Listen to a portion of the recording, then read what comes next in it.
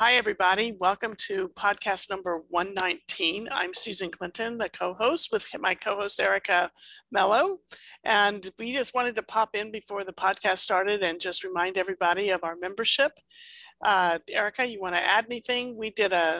Yes, we did an Ask Us. I think it was our second or third Ask Us Anything. This last one we did it live. Okay, so when this podcast episode comes out, you will have the opportunity to get another episode of Ask Us Anything live. So all of the information is on www.toughtotreat.supercast.com. So www.toughtotreat.supercast.com. You will get obviously all of the podcast episodes. We have two premium episodes in addition to the one you're listening to now. The one is we interview, it could be anybody. We've been interviewing physical therapists that are flying under the radar, doing fantastic things in our field. And you do not get such an in-depth interview with any other podcast that I know of. We gear these towards tough to treat patients. So these are clinically relevant. So we've had on Jessica Schwartz to talk about concussion. We had Daria Oler talk about COVID-19 and her experience with that. And we're having somebody else coming on, our third one, who deals with a lot of performing artists. Okay. And she'll be coming on at the end of the month. And then in addition to that, you will get an Ask Us Anything episode, which means that you literally can get on. Right now, we're doing them live on a Zoom call with us at the last Thursday of every month and ask us anything. That's free mentoring. That's free mentoring. And honestly, for the cost of the membership, it's virtually free. It's a no-brainer. And I hate to say that, it's so cliche-ish, but it literally is. Okay. The cost of doing a mentor call with the two of us is like 10 times the membership, to be honest. So seriously, right? So I would highly recommend you guys hop on that. And if you can't make the calls live, we have on the Tough to Treat Supercast portal, there are questions that you can post and we will answer them live. So which is what we did last time. Yeah, there were a few questions. So we definitely dove into those and gave some pretty good in-depth answers. So, the Ask Us Anything is always going to be the last Thursday of the month at 8:00. So keep that, you can anticipate that, put it on your calendar and join us so that Erica and I aren't lonely doing this little thing together.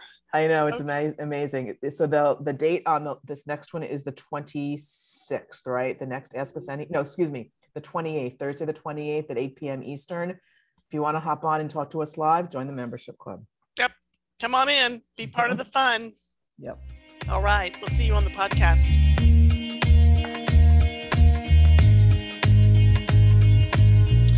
Hi, everybody. I'm Susan Clinton, one of the co-hosts of Tough to Treat, and I'm here with my co-host, Erica Mello.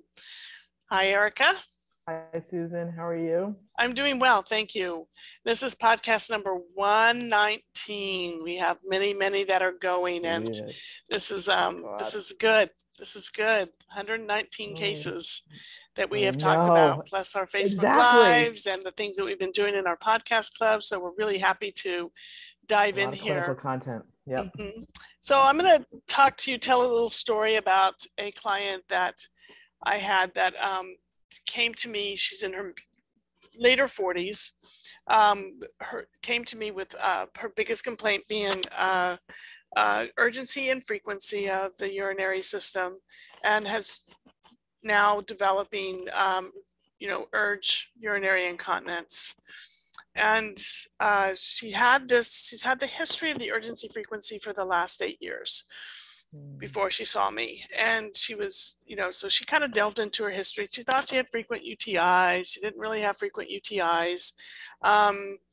They told her she had IC, and then later they told her, no, you don't have IC. She just kind of got wishy-washied around a little bit. She had seen PTs before for pelvic floor, tightness, tenderness, but, she said, it didn't really change anything too much. And she just really wanted to do something a little bit different. And she was becoming alarmed with the incontinence, kind of adding into the system here just a little bit. And she really did not want to progress in that direction. When I asked those powerful questions, what do you expect? She goes, I don't know if the urgency frequency will get better, but I really expect to get this incontinence better. And, what are you worried about in your heart of hearts that she's going to end up, in her older years, not, wearing diapers, and she doesn't want that at all. And so, we kind of just took a trip down the road with her a little bit. So some of the things that she's doing is she can control the urgency frequency pretty well. When she's sitting, when she gets up from her desk, she has to pretty much run to the bathroom. And so I asked her, how long do you sit? She said about 2 hours each time. So that kind of, just starting to take some notes here on this a little bit. What do you do? She's a telemarketer, or works for a telemarketing firm. She's really very, very, very busy. The office is busy. There's lots of things going on. Even through, COVID, when they weren't in the office, she was still very busy with the setup at home. And, they're all back in the office because of the nature of their work really requires a lot more contact and teamwork than they could provide for them in a home setting. When she travels, and she hasn't been traveling much lately, but she did go on a vacation, when I saw her the last time. And one of the things that she had done in the past was take a PRN Detrol, for overactive bladder, because she just couldn't put herself on a plane without it. The nervousness also made her have to go to the bathroom more. Yeah. So, so that was kind of what was happening there. She noticed a year ago, with sneezing, coughing, and jumping, if she felt like her bladder was full and she sneezed, she would leak. If she coughed, she would leak. When she was jumping at the gym or doing exercises, she would notice that happening. And of course, the fuller her bladder she felt was, the worse the incontinence was. So she also, I kind of asked her, I said, describe to me about, kind of your day-to-day life and kind of what's going on here. And she definitely is up early in the morning. She's powered by coffee. There's no question about it. She freely admitted that, she drinks coffee in the morning and coffee during the day to keep her going. There's a lot she needs to do.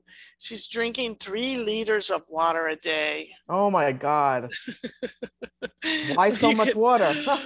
Because somewhere along the line, somebody said you need to drink so much water, So, and again, I know we've talked about this before, but there's absolutely zero evidence for that. Zero evidence for it. You kind of have to drink towards your thirst, which is what you really want people to do. And, we've kind of gotten into this, like, everybody's overhydrating type of thing. Yeah. And I know I've said it before, but when you overhydrate, it doesn't really even do you any good, because it just overruns the urinary system. So it doesn't get into the GI. It doesn't, get around to where it's supposed to get. Well, the reason that you're hydrating in the first place doesn't get to your skin. Just makes you have to run to the bathroom a lot, And how long have you been drinking this much water? Well, a long time. So she's had this problem for about 8 years. Yeah. So yeah, exactly. It was one of the things I asked her. I said, for at least 8 years, and she goes, probably longer than that. And then she went, oh. So she kind of started, feeling that a little bit. We did talk about constipation. Occasionally she has constipation, obviously worse when she travels. And, constipation can be a visceral driver to this. Yeah. Really quite high with this. So, we were thinking about, okay, so we may need to change some things and get some things rolling in that way. The thing that I found interesting, which is what I wanted to bring, her onto this for, was to talk about what I saw physically with her. Yes. Because clients don't always tell you all the stories, as we all know. Yeah. So I said, let's just get moving and let's see what we can see. Let me just see you move. Let's check out a few things in your movement system. And I just want to know if anything brings on your urgency, makes it worse. She didn't have pain, really. She never told me about any pain. She just said that, that this is what she does. And so we started with my favorite one, which is like just doing a forward fold, a bend over. And the first thing I noticed was that she kept her head extended. So I kind of took note of that. And I asked her, did that make the urgency a little bit worse or better or the same? She goes, I actually feel it more. I never paid attention to it, but I definitely feel it more. And I said, can you do the bend over again and drop your head down? And when she did, it was like way worse. So it was like, this is very interesting. So we went ahead and did a squat, and she really was limited on the left side and really shifted to the right. Okay. And I said, what's going on? She goes, oh, I hurt my knee about a year ago. Like, what did you do? Well, it was one of those classes where you're like jumping and twisting, and I kind of like stepped on something and I hurt my knee on the inside, and it took me about 2 months for it to get better, but it still bothers me when I squat. And so I said, does it bother you when you get up out of the chair? And not really, no, but if I go lower than that, it bothers me. And I said, well, have you been working on that? She goes, oh no, they told me not to squat. It's like, what? God. So here we go. We've got all these beliefs that are going on in his head. Yeah. And it's like, okay, we're just going to keep going here. So we did a couple of things. We did like, I wonder what would happen if you held onto the doorknob and squatted down. And she was able to go further. She needed the support. She just was afraid more than I think, I hadn't gotten her on the table to just really check range of motion yet. So, but I just wanted to see, let's kind of battle that little first obstacle first, because, a load transfer problem is a bit of an issue, especially when you're having, some, pelvic floor issues and issues with urinary incontinence, because we know it's a lot about the hip strength as well. So really wanted to kind of see, is this a hip thing, a knee thing? What's really happening here? So then I had her just stand and twist. Let's take a look at the feet, make sure we don't have feet drivers running around in all of this too. And it was interesting. She was limited going both ways, but she said it was because she could feel it in her knee. Okay. And what was really interesting was she really had difficulty turning her head both directions. Like in the squat position? No, in the standing position. Yeah, the standing. Got it. Standing twisting. Yeah. So I just asked her, I said, can you look around as you come around? And she could do that, but she would really like over trying to twist her thorax to get her head around. I was just kind of watching it and just looking at that both directions. So I'm kind of thinking we've got something on top and something underneath. So let's just stand on one leg. She couldn't even stand on the left leg without her pelvis dropping and shifting off to the side and losing her balance. Yeah, well, that makes sense because she's all the way to the right when she squats. Yeah. Did you do the normal narrow wide in the squat at all, or in the standing? We did in the bend overs. We did go wider. Yeah. And it did help a little bit, but not a lot. Okay. Got it. So it's like, is it really neural tension? What is it? What's the connection here? So I had her, we did the load transfer, and of course on the left it was a disaster, and on the right she could do it, but it wasn't great, So I decided that at that point, let's go get on the table. Let's see what that knee business looks like here. And let's kind of sort this out orthopedically a little bit first and see what's going on here, because maybe the reason that her pelvic floor therapy didn't work before is because they didn't really do anything except try to get her to relax her pelvic floor. Right. So we got somebody shifted way over. We've got all these other things going. We've got, blah, blah, blah, blah, blah. But that knee stuff wasn't happening 8 years ago. So there's something a little older in there.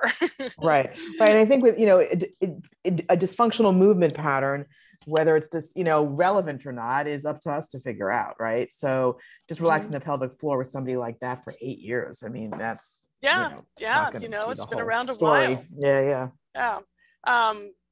So we looked at, and again, no pain with intercourse. So this isn't a painful condition.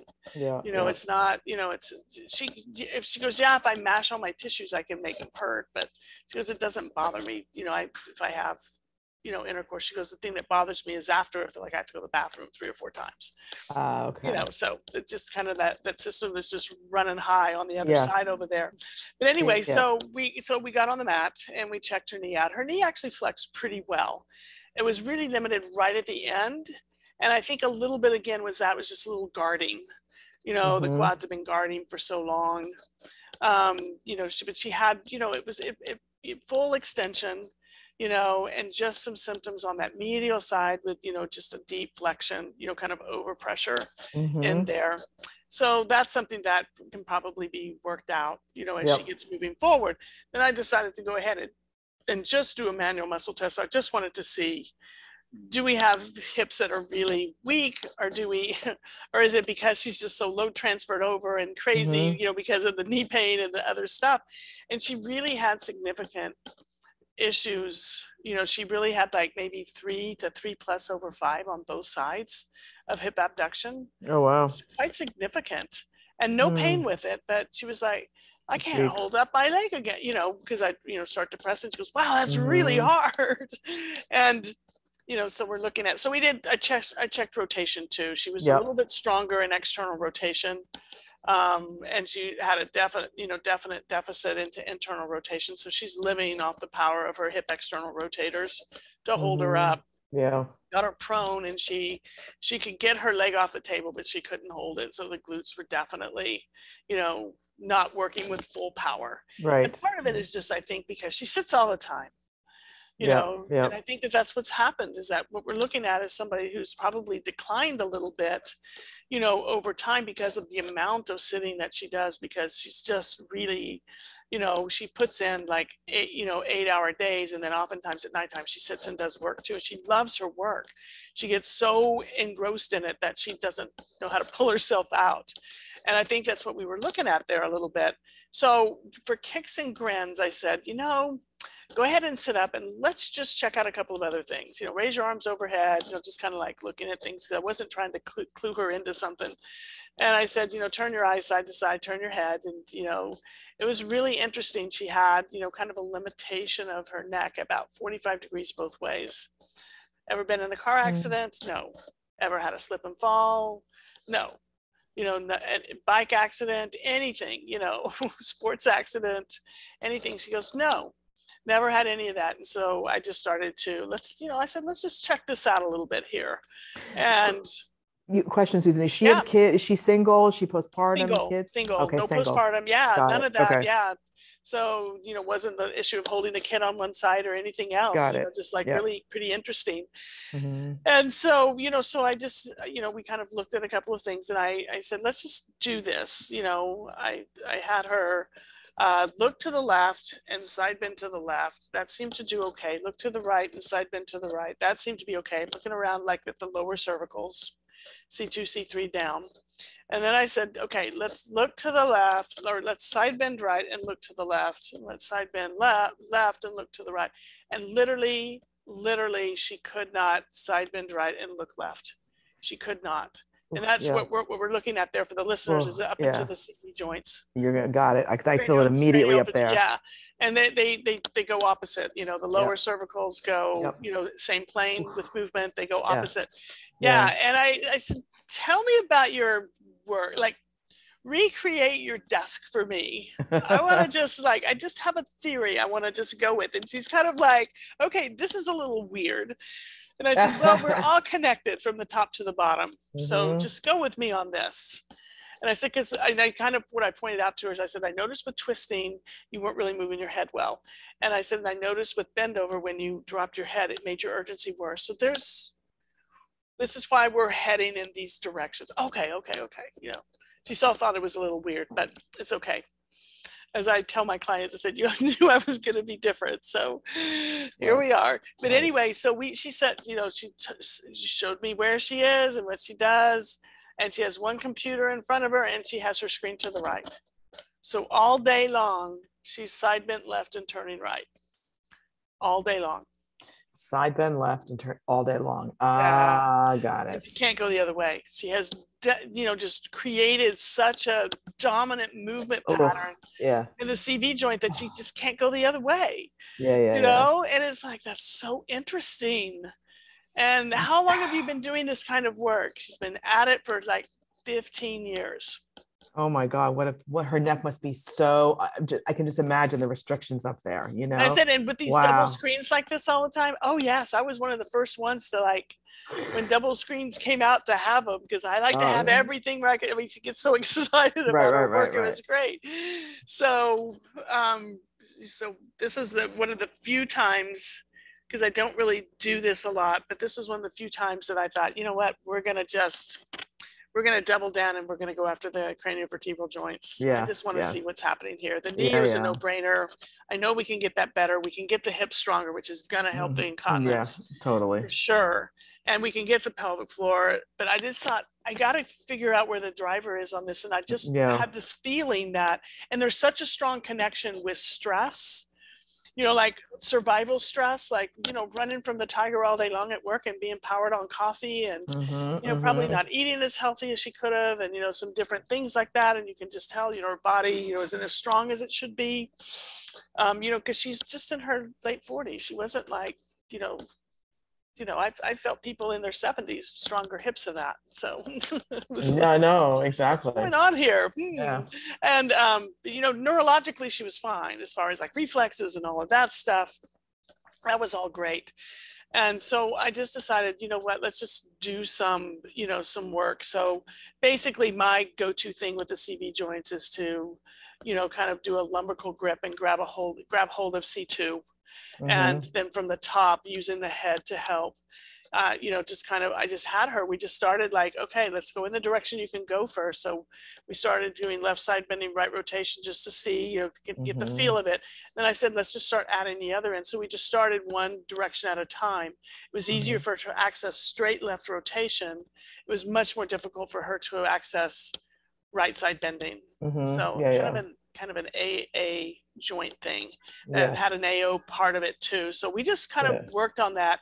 And I just had her kind of, you know, use a little muscle energy, you know, easy to kind of help just get the muscles to pull the joints in some different directions. I'm going after the movement system here. Yes. You know, because the movement system is dominant the other way. I want to like, let's kick up that movement system and see if it can figure out how to, you know, start working on this, you know, because it may not be real stiffness. It might just be muscles holding, because that's what she does all day long. And it's just learn to do that and be great at it. Go I was ahead. going to say, sometimes it's so hard to get in there manually because of the excess tone in the posterior chain that it is hard, you know. And for, like you said, the way in is at C2. I find the way in as well, because sometimes if you just go in on your thumbs and you try to decompress the CV joint, you can't do it. You got to go in, be a C1 on the transverse process on the side, or at C2. You need to find a way in, like up there. And I'm glad you mentioned that, because a lot of listeners, you just don't go. It's very hard to get in a very meaningful way up at the CV unless you go in the back door. That's my experience. So, and it's so the reason that, you know, just to let everybody know, and I know they've probably heard me say this before, but you know, the spinal nucleus of the trigeminal system goes as low as C3. So anytime you have some input changes coming in from the upper cervical, that can affect that system. And the trigeminal system is kind of the entryway to all of the sensory experience of the cranial nerves. And it also has connections down the ventral pathway all the way down into the pelvic floor. So, you know, the trigeminal system is part of what happens when we go into a flight or fight, you know, piece. You know, it's one of the things that gets ramped up. And if it's staying ramped up, and we're not moving our upper cervical to kind of have input to kind of maybe, you know, kind of, we got movement here. We don't need to be quite so, you know, because movement can change the pattern, right? That may be part of what was going on. That was my theory, that maybe this is this connection here that's really kind of affecting the pelvic floor first. And I think we talked about a podcast a long time ago of somebody who was postpartum, and every time she bent over, she had urgency.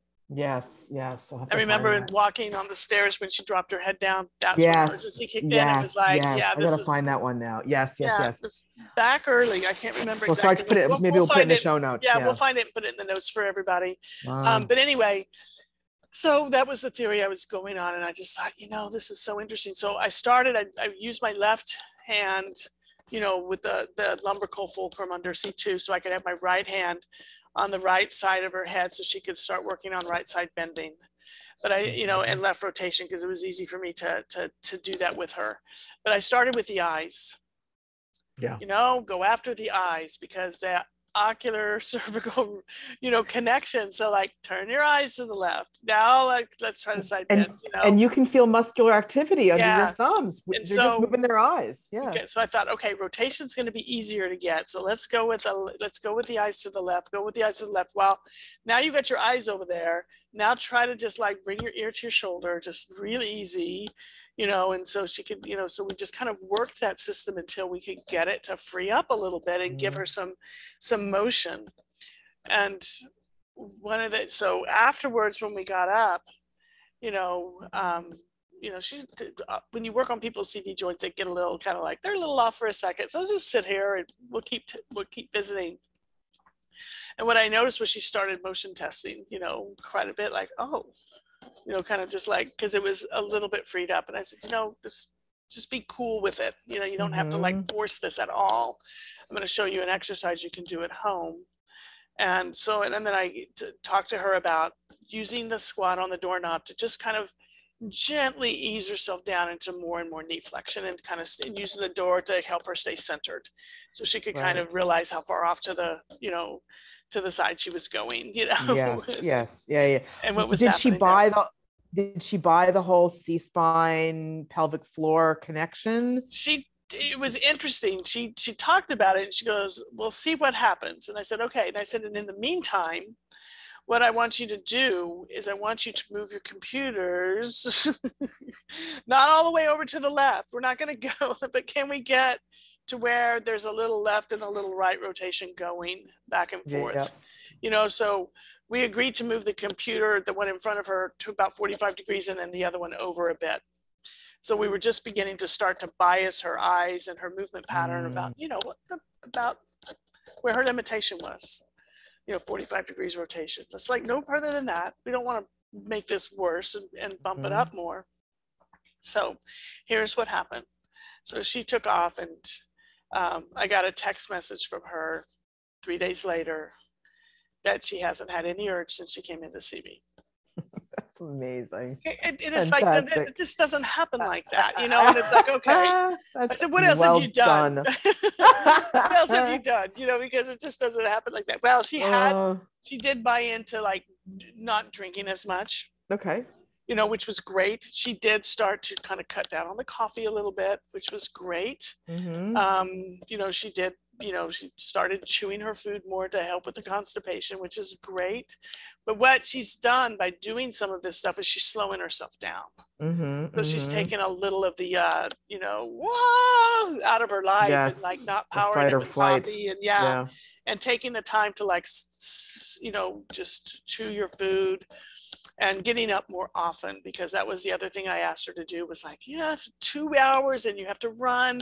What would it look like if you got up in an hour and a half? Oh, I could do that. I could get up every hour if I wanted to. It's like, okay, just see if it's different. Yeah. So it's kind of probably more a combination of everything.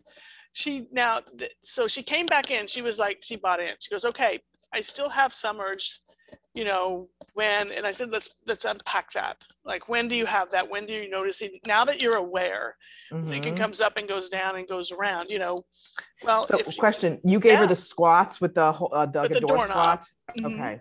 Got it. Okay. Yeah. And instead of like giving her like a band around her neck to like, work her joints, we just moved the computer over a little bit. She's spending the majority of her time in front of that. So I just wanted her eye, you change the environment, the body's going to adapt to it. Yes. Okay.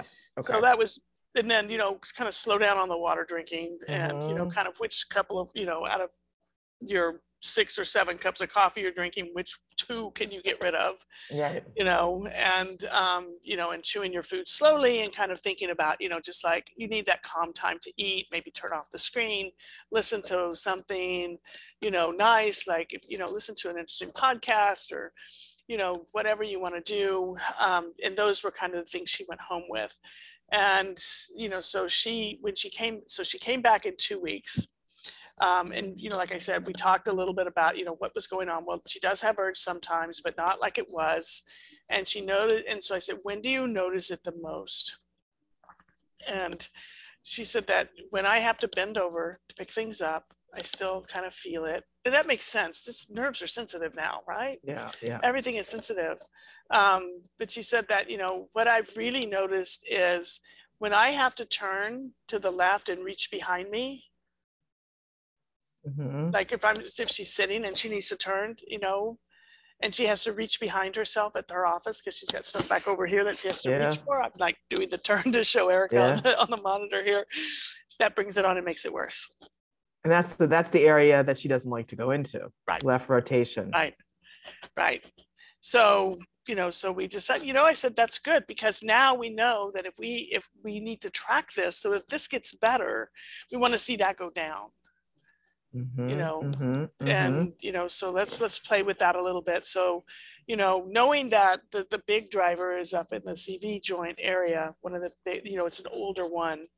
We just kind of like, let's go ahead and make sure the trunk is rotating well, what's happening at the shoulders, we have good range of motion everywhere else, so that she can like actually turn a little bit easier. And so she problem solved to, I'll just move the stuff. And I said, well, where are you going to move it to? She goes, to the other side. It's like, well, we're already going over there too much. Right.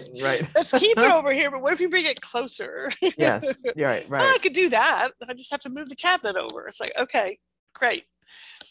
Just kind of be aware that what you don't want to do is drive yourself into symptoms all the time. Right.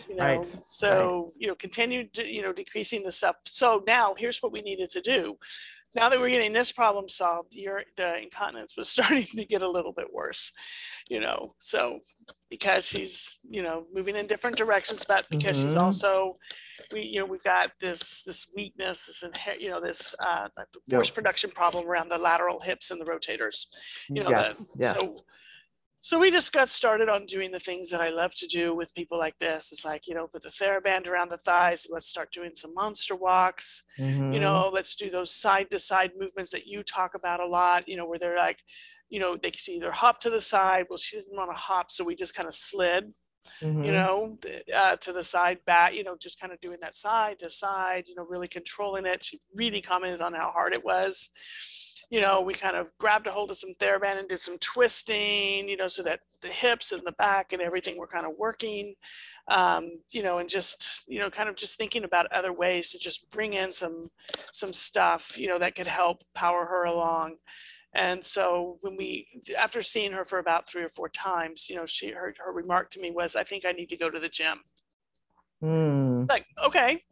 What do you want to do? She goes, well, I want to do some of the stuff that you're doing with me here, because I'm not disciplined enough to do it at home enough. So I feel like if I can go to the gym. So then we just sat down and kind of created a bit of a program for her.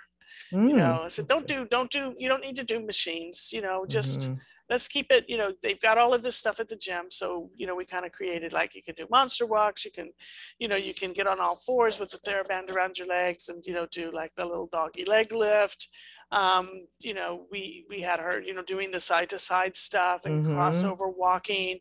And, I just had her, I said, you can get one of those bigger bands and you can pull it, and you can do crossover front and back. Anything that she could do to think of it. She was doing step ups and step downs, which was actually making her knee much better. Yeah. Because her knee range of motion came back pretty fast when she started doing the squats with the doorknob, because she could control it. Yeah. She got her confidence back with that. So she just kind of just got started. We added some weights with squatting and, some deadlifting, because bending over bothered her.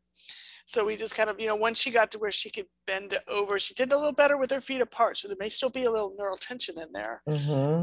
It may be more room for the bladder too, to not feel so squished when you bend over, because of the sensitivity. So we got her doing a few of the, deadlifts. So good for the, the back end, and got her doing more squatting with some kettlebell work, just a lot of different things. And I think the thing that helped her in the long run, she just did so well. She really regained her continence back. She always, like she says, I always think I'm going to have issues with the urgency, just because when I get wound up, here it comes. And I said, so then your job is to, she goes, yeah, I need to jet it down. Yeah, exactly. So, but and I said, and that's, that's appropriate, because a lot of people get nervous and have to run to the bathroom. That's, it's not an inappropriate response for you. It just became such a dominant one. Yeah. So you have to kind of like, that can be your kind of little sign to watch, like, oops, I'm like not doing what I need to do.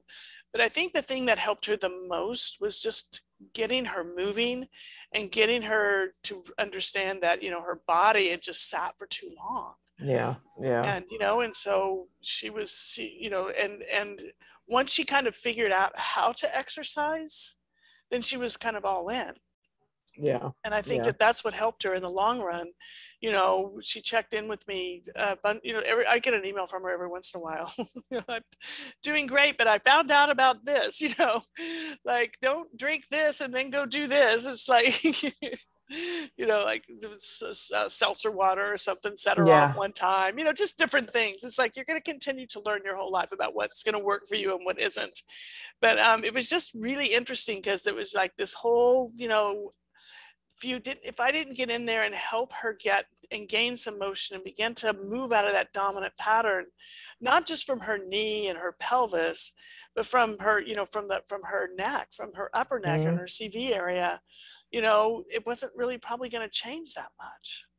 Because it didn't with the other interventions. Yeah, and she presumably did some hip strengthening a little bit with those people, and that didn't help the urgency and frequency. That helped with so it was almost like a two-pronged approach. I mean, yes, you can work on the hip abductors, and that may help. That'll help with some of the incontinence, but the urgency and frequency, that was driven from the C-spine. And also, I dare say, from the the sympathetic overdrive. That part of the system, that survival brain. Yes. It's worked for her. She was like, she's a fierce warrior at work, and she's always, it's like a competition with herself. Yes, and she just needs to kind of like bring in a little sage self-empathy and like, I don't have to work quite this hard to get everything done. Maybe I can get it done a little bit different. Just, changing that and, kind of just things that nobody would think of, but you have to go through it with them because, like she goes, this is just too easy. And it's like, well, everything was so hard. Why do we have to be hard with everything? It can be easy. I said, the idea is that if it's easy, you'll do it. She goes, oh yeah, it was a no-brainer to stand up. I just never thought about it. It's like, well, you're in the, our clients and us, even in our own lives are, we stand in the forest and all we can see are the tree trunks. And we don't realize how many times we're circling the same tree trying to find our way out, and I kind of told her, I said, I was able to kind of come in flying at 10,000 feet and kind of say, move to the left, now go through there, now go to the right, like looking at somebody in a maze, you can direct them through. But when they're in the maze, it's like, was I here before? Did I do this? Wait, which way did I go next? It's like, I just can't deal with it. From a systems perspective too, or a global movement perspective, you kind of honed in on, because the C-spine and then in the eyes, right? No one turns their head anymore. It's amazing. Even like a patient who doesn't have a dysfunctional movement system, so to speak, you turn and they don't turn their heads. I'm like, just turn your head. And they're like, oh yeah, they don't think to do that. Right. And I think, they don't. And once you make them aware of something, like, oh, I actually can do that. But looking at the whole global movement pattern, getting the focus out of the pelvis or out of wherever, out of the knee, out of the knee, exactly, whatever the area is, and looking at different movements that challenge their system differently. Just creating that variability in their movement system. Right. So the other thing to consider too is like what you were just talking about with people not turning their heads, is that this is why transverse plane motion is the first one that we lose. And without transverse plane motion, it's easy to fall down. Yeah, you can't. How are you going to move medial lateral? And you can't do it. While you build up bone health, you need to build up rotational movement in the spine and in the hips and in the everywhere. Wherever they're supposed to rotate, they need to be rotating. So it makes a huge difference.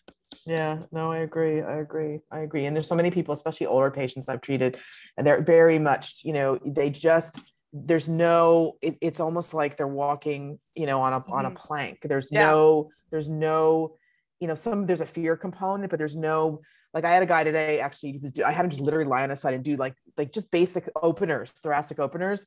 He could barely do it. Yeah.